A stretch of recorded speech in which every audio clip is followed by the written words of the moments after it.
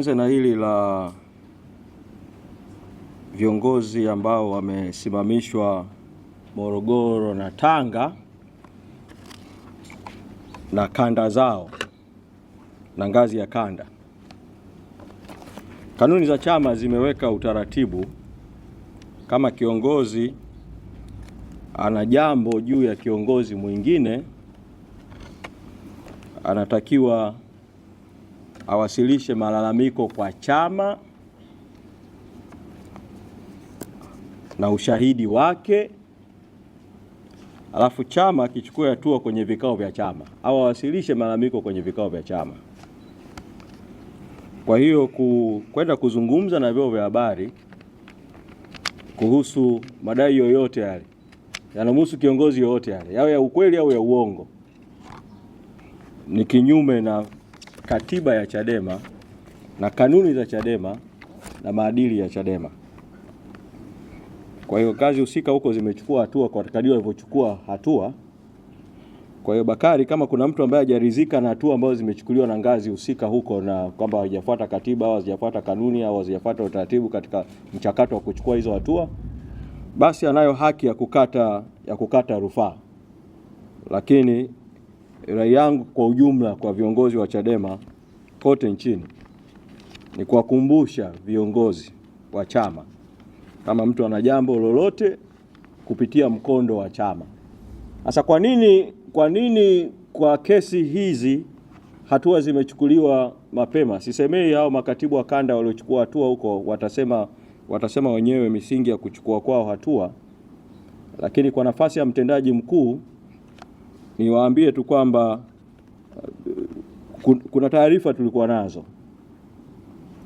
nazo kabla za uwepo wa watu ambao walikuwa wanazunguka kushawishi baadhi ya viongozi, na wengine wakakataa kufanya press conference za kusema hizo tuhuma kwa kupewa pesa, kwamba mtu anapewa milioni 2 kwa press conference ili akazungumze hayo. Sasa ukisha kuwa na madai hayo na tuliyapata kabla, alafu matukio yakatokea, na kabla yake kuna press conference ilifanywa na mtu ambaye sio kiongozi wa chama, katika hali ambayo inaonyesha kabisa kwamba kuna mpango unaendelea, hatua za kuchukua katika mazingira kama hayo zinakuwa za tofauti sana, kwa sababu hapo sasa hakuna nia njema ya kuzungumza mambo ya chama, ila kuna usaliti na kutumika kutaka kuchafua chama na viongozi wake, kwa mazingira hayo tu ya uwepo wa madai ya mipango na rushwa. Lakini kwa kuyasema hayo, niweke indhari mbili, kwa sababu katibu mkuu ndio ofisi ambayo inapokea rufaa zinapokuja. Sinasema hayo bila kuingilia hatua zozote ambazo mwanachama ataamua kukata rufaa na kujustify kile alichokifanya. Na nasema haya vile vile bila kuingilia uhuru wa wanachama na viongozi. Kama mtu ana malalamiko dhidi ya yoyote kwenye jambo lolote, afuate utaratibu wa kikatiba na kikanuni kwa kuwasilisha malalamiko rasmi kwa maandishi na ushahidi, na kwenda kupeleka hilo jambo kwenye vikao vya chama. Kuna jitihada zinafanywa za kutengeneza hii. Unajua utawala huu una tuhuma mbalimbali za ufisadi, una tuhuma za mauaji. Chama kinachotawala kina tuhuma mbalimbali za ufisadi, kina tuhuma za umma kwa Chadema, ili pengine ama waseme tuchafuke wote, hii taasisi yenye imani na matumaini ya watu nayo ichafuke, au Watanzania wakate tamaa ya kuchangia. Kwa ile wimbi la kumichango kule ya tone na halaiki ya watu kuchangia kwenye tone. Sasa mbinu ya kudisturb ni tumia watu ambao nitatumia lugha ya Kiingereza wanaitwa agent provocateurs, kwamba tengeneza tuhuma, kuza tuhuma, tengeneza mkakati wa kusambaza, lengo likiwa ni kukatisha watu tamaa na kutengeneza mgogoro usiokuwepo na kutengeneza tofauti zisizokuwepo. Na katika hili niwaombe sana wote wanaunga mkono Chadema, wote wanaopenda haki, wote wanaopenda demokrasia, wanaopenda mabadiliko, wanaopenda uhuru, ikiwemo wanaharakati, ikiwemo wanaharakati wa mitandaoni, niwasihi sana, acheni friendly fires, kwamba watu tuna ajenda inayofanana juu ya katiba mpya, tuna ajenda inayofanana juu ya haki za watu, juu ya kutaka haki, ukweli, uwajibikaji kwenye mauaji ya Oktoba. Tuna ajenda inayofanana kutaka free Tundu Lissu, mwenyekiti awe huru. Alafu hapo katikati watu wenye ajenda zinazofanana wanaanza kushambuliana wao kwa wao. Kwa watawala watakuwa wana faida, wanafurahi sana kwamba sasa mjadala unahama, kwamba hapa sasa kuna diversion, kuna division, kuna deception. Bibi nasema tulenge ajenda moja, tulenge mstari ulionyooka, na mstari ulionyooka ni katiba mpya, free Tundu Lissu. Na mimi nasema kwamba kwa heshima kubwa sana, na nashukuru na nawashukuru sana wote ambao wameendesha kampeni ya kumlinda makamu mwenyekiti wa chama Mheshimiwa John Heche. Ni jambo zuri sana watu kulinda viongozi wa chama, lakini niseme kwamba imetosha.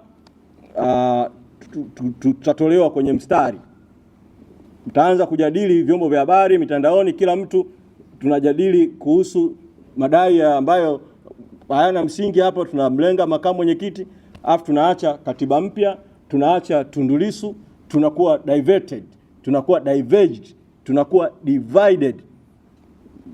Tusiwafaidishe watawala ambao wana hali mbaya, wana mbinyo wa kimataifa mkubwa sana unaohitaji haki Tanzania, wana mbinyo wa ndani wa wananchi wa nguvu ya umma mkubwa sana. Tumefika katika hatua ambayo sasa watawala wanatakiwa kukubali matakwa ya umma pamoja na kutoyapenda ya haki. Alafu kuna fungua Pandora box ya friendly fires, huyu anamshambulia huyu, huyu anamshambulia huyu. Mimi sitaki kwenda mbele zaidi ili na mimi nisingeingie kwenye mtego wa kurusha friendly fires, ila naamini wanaweza kusikia wasikie. Na katika hayo mapambano ya watawala kutaka kujilinda baada ya mauaji ya watu, kujilinda baada ya ufisadi, kujilinda baada ya uporaji wa uchaguzi, kuna watu wanaweza wakajikuta wanatumika kwenye proxy war bila kujijua. Mtu hajui tu, anarushwa agenda, anapewa agenda, anakimbia nayo, kumbe ni agenda. Naomba niwahakikishie tu kwamba fedha zinazochangiwa za chama ziko salama na zinatumika kwa mujibu wa taratibu za kifedha, kwa maamuzi ya vikao, na taarifa za mapato na matumizi zinatolewa kwenye vikao vya chama. Na kikao kilichopita cha kamati kuu pamoja na mengine, kwa sababu ya maazimio ambayo tumetangaza kwa umma, lakini kikao kilijadili vile taarifa ya katibu mkuu ambayo ilihusisha vile taarifa ya fedha ya chama, na hakukuwa na swala lolote juu ya matumizi ya fedha ambalo linaweza kutumika na muuliza swali kusema kwamba kuna jambo ambalo linahitaji hatua zozote zile. Kwa hiyo mambo yako sawa sawa.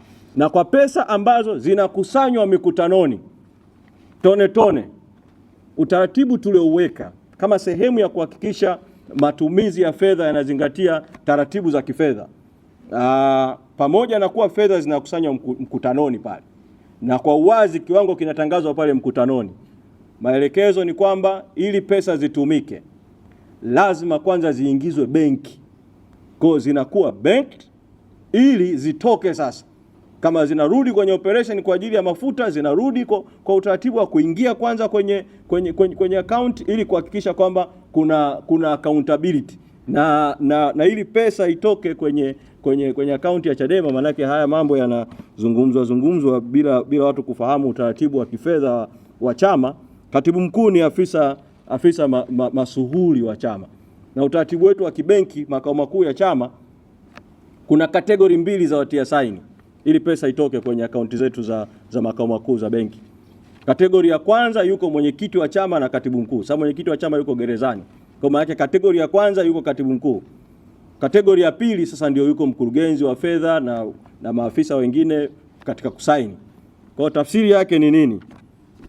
pesa za makao makuu zinatoka zikiwa cheki imesainiwa na katibu mkuu wa chama na mpaka sasa hakujawa na tuhuma zozote popote. Sasa tunaposikia kuna tuhuma zinarushwa kwa viongozi wengine kuhusu matumizi ya pesa za tone tone makao makuu, najiuliza kwamba hawa watu wanaelewa taratibu za kifedha na utaratibu wa kitaasisi kuhusiana na masuala ya fedha, au tuhuma zinatolewa tu kiujumla. Kwa mimi nasema tu kwamba ndugu yangu, fedha zinazochangiwa tone tone, pesa ziko salama na zinatumika kwa matumizi ambayo yako intended, na kwa kweli ni chache sana. Tunawashukuru Watanzania kwa kutuchangia kwa nguvu kubwa, lakini ni chache ukilinganisha na kiwango cha mahitaji tulichonacho. Kwa tunapita katika kipindi kigumu kidogo cha kifedha. Lazima tuambizane ukweli, na Watanzania ambao mna imani kubwa sana na Chadema, mna tumaini kubwa sana na Chadema, namna ya kuisaidia Chadema mojawapo ni kuichangia Chadema.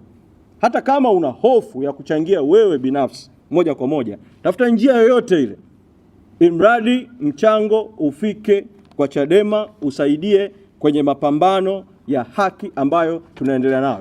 Sasa kuna